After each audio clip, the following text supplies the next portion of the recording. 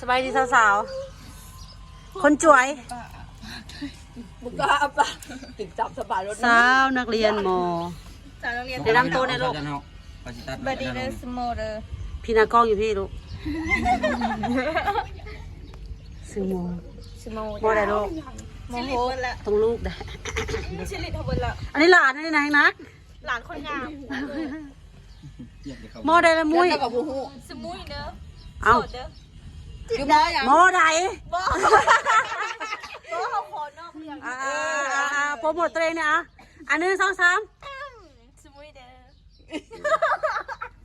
กับอันบักกะทินออกดัง ต่อไป โอ้ยพอแล้วพวกกันหนาคนนี้ เรียนอยู่มหาน้องมุ้ยนี่ โมโห โอ้เด้เด้ใช่บ่สิบ่เว้าคำว่าพิษแล้วก็ได้แก้ นี่แหละ นี่อาลีคนสวยนี่นะ มึงเห็ด น้องเล่เรียนอยู่มอได้แล้วลูก ลืมไปสิ มหาป่ะ เขาเห็ดกู มีฝีมือในการเป็นมือประตูได้ในเมื่อก่อนเอาเพื่อนหันหลังใส่แล้วอันนะลูกสาวกันเพื่อนหลังใส่ ก็ กัน จะ นะ จิ้มแขวอยู่เลย หักชาประตูผมชาประตูบ่อยนะ มองซาประตูได้ หักชาใจจึงบ่ได้ โดนยิงถล่มหัวใจนะบ่มันจากท่านสมัยมันหลักบ่ทันเลย เลย แพ้เห็นว่าเป็นคนดังก็ได้ซึ่งเป็นไทโคมังนอกแล้วก็ได้ ถ้าโคบอกนอได้ตัดออกได้จะโคบอกนอมาตี ได้กินกับมารอนจนแจนมันกับบ้านเอิญข่อย บ่มีหยังกิน แล้วข่อยมันต้องขนมข้าวปุ้นลิง แล้วเขาปุ่นประเดะระวังเขาเคียนเมื่อคืนนี่บ่ส่วนเขากินบ่ขลับ วันที่25 อันซุกอันโบซุก วันที่25เฮ็ดบ่ ช่องหาวันนี้ใส่ โอ้ยเฮ็ดอยู่เฮือนไปสิไปหา นี่ ไป ไทยมันสวยๆแกงแหนงหน่อไม้ใส่เห็ดหูหนู แล้วก็ตำกระปูใส่กระปุ้น ใส่มังฮู้ เออมาคุ้งข้าวปุ้นอยู่พี่เด็กเขาบอกว่ากูมีไผ่ต่อ ซึ่งเติบได้เมื่อกี้นี่ ไผ่ไผ่บู ที่จริงขึ้นมาทันขึ้นมาทัน เน็ตชาเน็ตไอดอลมันถอย สายสปอร์ตขอยหัวให้เจ้าจะมากินข้าวแล้วเขาจะแต่งหน้าไปสมงนี่ได้ออกมาได้สำนี้ ออกมาคำนี้ ทั้งแหล่ทั้งก ชีชอบเป็นตะย่านเกินไป ำอะไรแห้งแล้วแห้งเลยไม่กล้าไม่กล้าดิไม่กล้าเซลธรรมดาก็ได้ เข้าผู้หนึ่งเด้อบ่วักสีส้มของความจริง มันเป็นอันนี้นะมันบ่งามทีชมพูแบบนี้นะ เขาเรียกว่าตอนนี้ก็สีชมพูนูด เขา เนาะ เป็นคนหมักมันไม่ สูก็จะว่าตรงเกินไปก็ย่องแน่แม่ แดงกับแดงแบบ มองว่าสีนี้ของเอ้ยบงามมันบ่มือก็บงามมันบ่ บ่เข่า มันบ่เข้ามันบ่ แม่ นี่สีน่ะมันงามแต่ว่า มันบ่เข้า คนก็งามแต่ว่ามันสีแบบมันสีไปแบบคนละเนี่ยจะว่าต้องสีแบบสีส้มเนี่ยนะ เอาบัดนี้สิเราความจริงสู่ฟังเด้อบัดนี้ แต่ว่าน้ำก้อนนั่น อันเบิดเครื่องสำอางมันมีสีมีสติกอันเดียว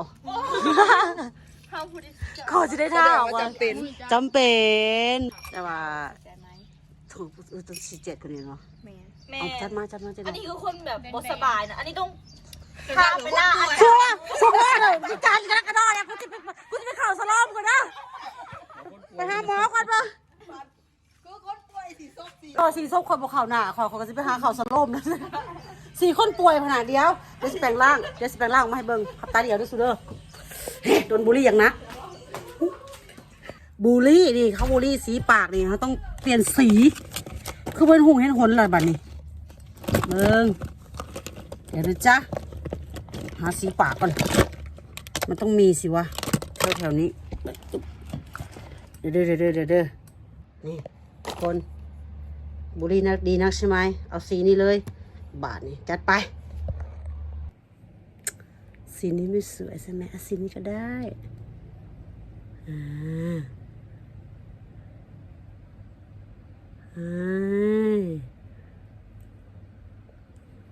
อีเด็กพวกนี้ คลิปละน้อยบุคคลไม่สละปานใดดอกมีแต่สละแน่เพื่อนนั่นบ่แจนั่นบ่แจนี่แน่อึ๊บ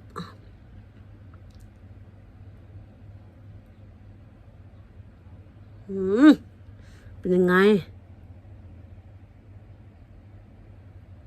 ล่ะ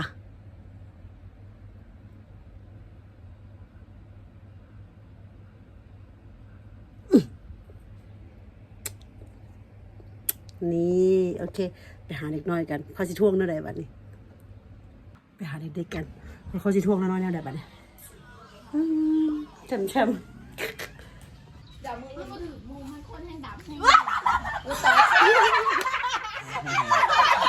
เด็กมันเป็นยังไงอะ มันต้องมี5วงว่า เด็กใช่พวกท่าทายสิว่านี่อะไรสีอะไร คนสวยอะ จะบอกข้างในสติ๊กใหม่มาถึงบุรีแล้วเราต้องไปเปลี่ยนสีปากอ่ะ เมื่อกี้นี่ รวยอะปะ เขาว่าให้กินไล่ นี่ไม่ใช่สติ๊กนะคะเขาเอิ้นน้ำหมากนะคะ